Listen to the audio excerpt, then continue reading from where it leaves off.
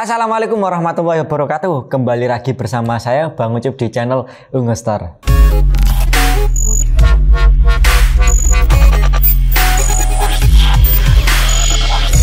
Oke, pada kesempatan kali ini kita akan membahas sebuah perangkat yang terdapat pada PC desktop ataupun laptop. Ya, bernama Solid State Drive atau yang biasanya kita kenal dengan SSD. SSD merupakan perangkat di dalam sebuah PC atau di dalam sebuah PC desktop atau laptop kita yang mempunyai peran yang cukup vital sekali. Karena SSD ini merupakan perangkat yang diciptakan bisa membuat PC desktop kalian atau laptop bisa lebih kenceng 3 kali lipat. Bahkan sampai 5 kali lipat. Karena apa? Karena harddisk biasa itu mempunyai kecepatan read and write itu di sekitaran 100 sampai 150 megabit per second.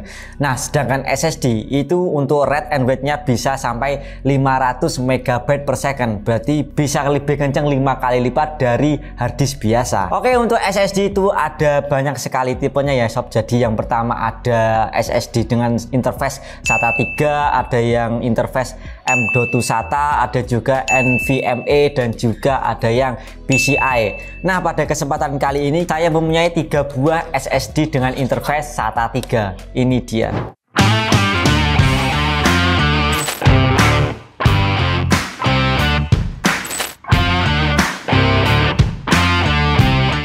Di sini saya sudah membawakan 3 tipe SSD dengan jenis yang sama, yaitu SATA 3. Nah, untuk kapasitasnya sendiri juga sama, ini 256 GB.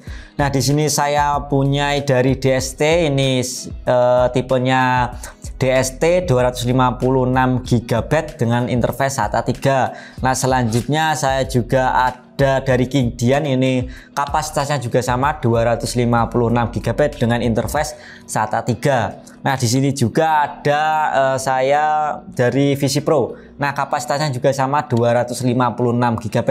Tetapi dari ketiga SSD ini dari segi harganya itu berbeda ya. Jadi dengan DST ini dengan kapasitas 256 GB itu di marketplace itu harganya di kisaran 250 ribuan. Nah, untuk King Dian sendiri ini harganya 310 ribuan atau sekitar segitulah di marketplace. Nah, untuk yang VC Pro ini harganya 350 ribuan. Jadi ketiga SSD ini dengan kapasitas 256 GB harganya itu di kisaran 350 ribuan ke bawah. Oke, selanjutnya kita akan bahas yang pertama, kita bahas dari yang DST dulu ya sob. Nah, selanjutnya kita tes untuk kecepatan baca dan tulisnya. Seperti biasanya kita pakai software yang bernama Crystal Dismas untuk mengecek kecepatan transfer atau kecepatan read and write-nya. Di sini untuk konfigurasi 1 GB nya di Crystal Dismas kita dapat di 540 MB untuk read-nya. Sedangkan untuk write-nya sendiri kita dapat di 430-an megabit per second. Nah, selanjutnya juga kita uji untuk SSD-nya menggunakan HDD Tune.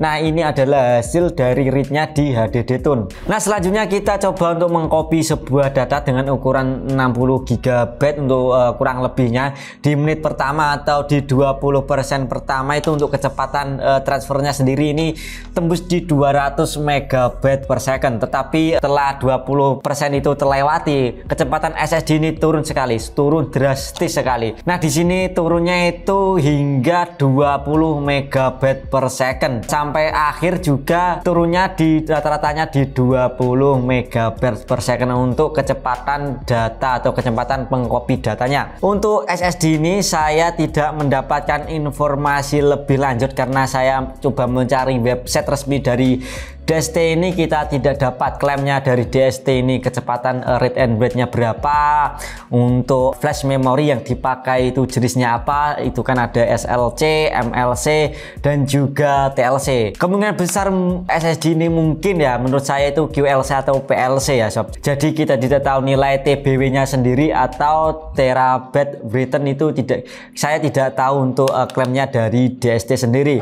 Selanjutnya kita bahas yang dari King Dian. Nah, di sini adalah bentuknya, di sini warnanya abu-abu. Nah, untuk materialnya sendiri ini terbuat dari plastik ya sob, dari atas dan bawahnya ini terbuat dari plastik. Nah, selanjutnya kita coba untuk benchmark dari SSD Kingdian ini.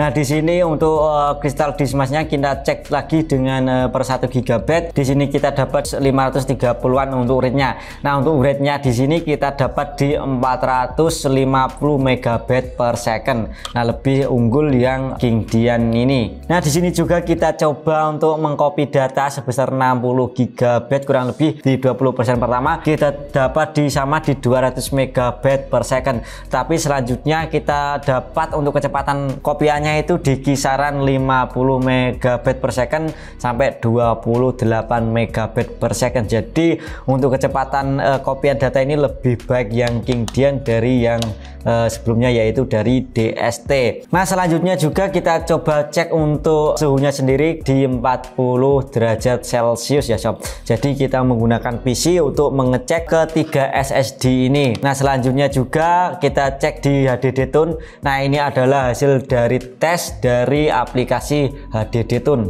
Nah, sama seperti dengan DST Kingdian, di sini saya coba mencari website resminya juga. Saya tidak mendapatkan informasi lebih lanjut tentang kecepatan read and write-nya yang diklaim oleh Kingdian, dan juga teknologi yang dipakai atau flash memory yang dipakai Kingdian juga saya tidak dapat informasi lebih lanjut. Nah, selanjutnya kita bahas dari VisiPro. Nah, di sini kosong, tidak ada label seperti SSD DST. Nah, selanjutnya kita coba untuk kecepatan baca dan tulis dari SSD VisiPro ini. Kita pakai Crystal Dismark. Di sini kita dapat di 517 MB per second untuk read-nya, dan untuk read-nya ini cukup tinggi di 500 MB per second. Jadi antara read dan read-nya kurang lebih sama ya. Nah, selanjutnya kita coba untuk mengcopy data, dan untuk besarnya juga sama di 60 GB. Nah, yang saya suka dari SSD VisiPro di sini adalah untuk mengcopy data itu dia stabil di 200 sampai 250 MB per second lah dari awal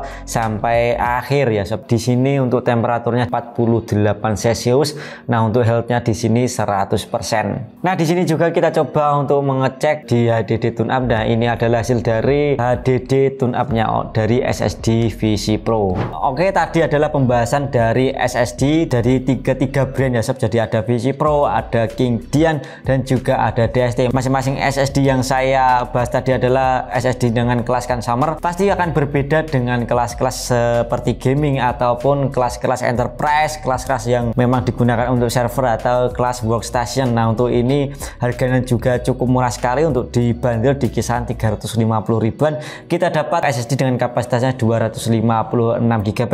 Walaupun kapasitasnya ini lebih kecil daripada disk biasa, tetapi untuk dari segi performa itu lebih unggul dari harddisk biasanya. Nah, untuk kalian yang mau upgrade PC dari harddisk biasa ke SSD, nah saya sarankan pakai yang SSD kelas ini saja, untuk kelas yang consumer, karena harganya juga terjangkau, tidak terlalu menguras di kantong. Ketiga SSD ini bisa menjadi referensi kalian yang mau upgrade dari harddisk ke SSD. Oke, jika kalian suka dengan video ini bisa kalian share. Jika kalian suka tentang konten tentang IT, kalian bisa subscribe dulu channel kita. Oke, jika ada penyampaian saya yang kurang pas atau kurang berkenan, bisa kalian tulis di kolom komentar. Jika kalian ada pertanyaan juga, kalian bisa DM di Instagram kami. Saya Bang Ucup pamit. Ungu Store, your IT solution.